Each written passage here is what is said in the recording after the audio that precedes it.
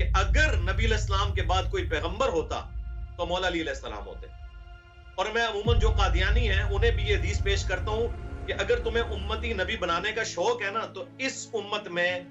جو شخص پہلے نمبر پہ حقدار ہے نا کہ وہ امتی نبی بنے وہ مولا علی علیہ السلام ہے.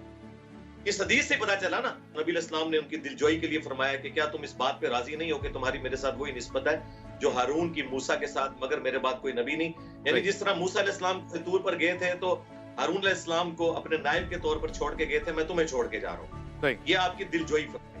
اب اس کے اوپر اگر آپ غور کریں, ہارون علیہ السلام وہ پیغمبر ہیں جنہیں موسیٰ علیہ السلام نے دعا کر کے قرآن میں آیا مانگا تھا اپنے ساتھ سپورٹر کے طور پر.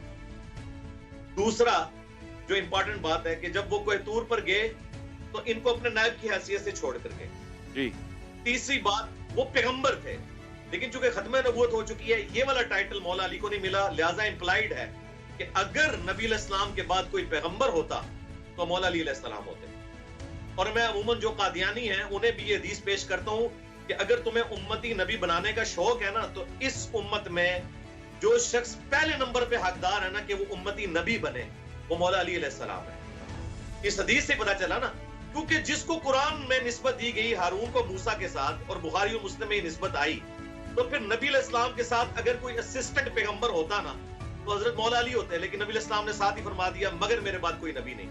تو سر اگر مولا علی نبی نہیں ہے نا امتی تو غلام قادیانی دجال تو شاہی کوئی نہیں. عصبیت نے بھی کافی حد تک اہل سنت کی صفوں میں دراڑ ڈال دی ہے. اس وجہ سے اب یہ چیزیں کنٹروورشل ہوتی جا رہی ہیں.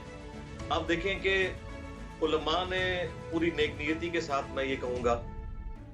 کوشش کی کہ اس اختلاف کو دبایا جائے, لیکن اس میں پھر تھوڑا سا کتمان حق بھی ہو گیا. ہمیں بچپن سے ایک رٹا لگوایا گیا کہ عورتوں میں سب سے پہلے سیدہ خدیجہ سلام اللہ علیہا ایمان لے کر آئیں, مردوں میں سب سے پہلے سیدنا ابو بکر صدیق رضی اللہ تعالیٰ عنہ, اور اسی طریقے سے بچوں میں سیدنا علی رضی اللہ تعالیٰ عنہ علیہ السلام, اور آزاد کردہ غلاموں میں سیدنا زید ابن حارثہ رضی اللہ تعالیٰ عنہ. لیکن ان کی آپس میں بھی تو کوئی زمانی ترتیب ہے, اسے کبھی بھی انڈر ڈسکشن نہیں لایا گیا کیونکہ سنی شیعہ کنفلکٹ کی وجہ سے کافی زیادہ تعصب آ گیا. اس چیز کو ڈسکس کرنا ہی چھوڑ دیا گیا, الٹا جو اس کو ڈیپ ڈیگ کرتا اس کے اوپر فتوے لگانے شروع کر دیے. تو جامعہ ترمذی میں بالکل واضح حدیث ہے, زید ابن ارقم جو سابقون الاولون میں سے ہیں وہ کہتے ہیں, اور یہ حدیث غدیر خم کے راوی بھی ہیں,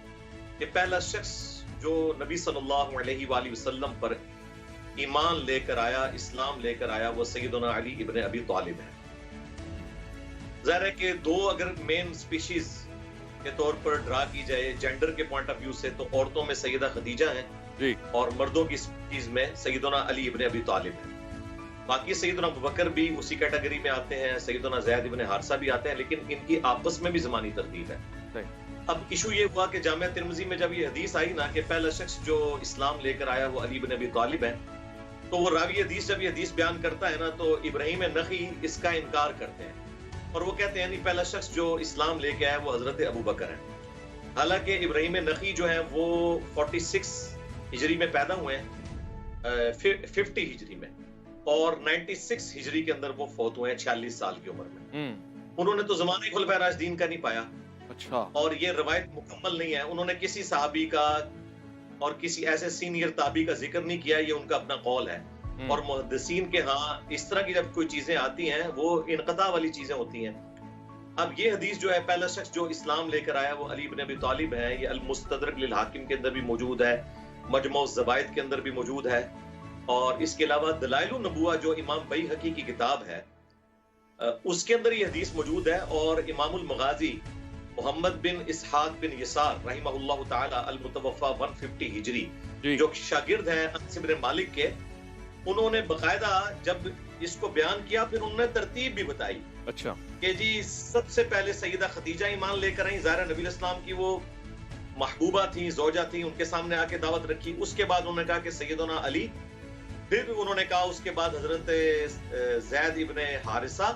اور پھر سیدنا ابوبکر صدیق رضی اللہ تعالیٰ عنہ. یعنی ان چاروں میں اگر آپ ڈیپ ڈیگ کریں نا, یعنی مزید اس کی جو ہے وہ ایک ترتیب بیان کی جائے تو اس میں پھر پہلے نمبر پہ سیدہ خدیجہ, پھر حضرت علی, لیکن دو سپیشیز ڈرا کریں تو عورتوں میں سیدہ خدیجہ اور مردوں کی کیٹیگری میں سیدنا علی، اور پھر اس کے بعد زید بن حارثہ، اور پھر سیدنا ابوبکر صدیق رضی اللہ تعالی عنہ علیہ السلام۔ یہاں پہ میں عبداللہ بن عمر کا وہ قول نقل کروں گا جو المستدرک الحاکم میں مجموع الزوائد میں، وہ کہتے ہیں مجھے پوری زندگی اس بات پر غم نہیں ہے کہ میں نے کبھی کوئی نماز چھوڑی ہو یا روزہ چھوڑا، البتہ مجھے یہ غم رہے گا کہ میں نے باغی گروہ کے خلاف مولا علی علیہ السلام کے ساتھ مل کر قتال کیوں نہیں کیا۔ یہ ان کی زندگی کا آخری غم تھا، لہٰذا ان کی زندگی میں جتنے انہوں نے کمپرومائز کیے بنو امیہ کے ساتھ وہ سب منسوخ ہیں۔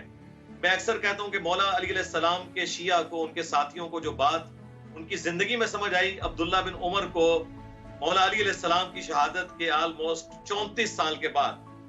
جب ان کو صحیح بخاری میں آتا ہے کہ حجاج بن یوسف نے زہر آلود نیزہ مروا دیا، تو حالت نزع میں اس وقت ان کو جو بات سمجھ آئی، مولا علی کے ساتھیوں کو اس وقت ہی سمجھ آ گئی تھی کہ میں تم دونوں کو دو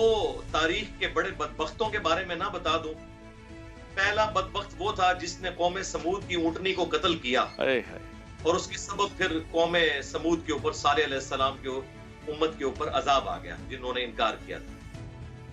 اگلے زمانوں میں وہ سب سے بڑا بدبخت تھا، اور میری امت میں سب سے بڑا بدبخت وہ ہے جو اے علی تیرے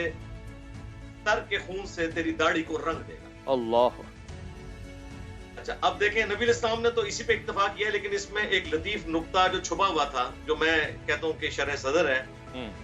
کہ جس طرح قوم سمود نے اللہ کی اونٹنی کی بے قدری کی اور ان پر عذاب آ گیا، اس امت نے بھی مولا علی علیہ السلام کے ساتھ جو کچھ کیا اور ان کو جن مشکلات سے گزرنا پڑا اپنے دور خلافت میں، ہم پر یہ اس اعتبار سے آزمائش آئی ہے کہ دوبارہ خلافت راشدہ قائم نہیں ہو سکی، کیونکہ